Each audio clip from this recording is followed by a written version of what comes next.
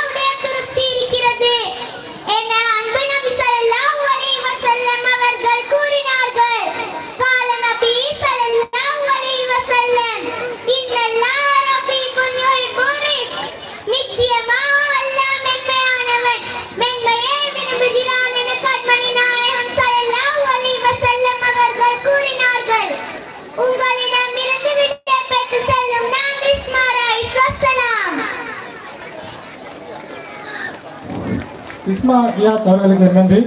அடுத்ததாக நாம் அழைப்பது சஃபியா ரூசா கசீதா.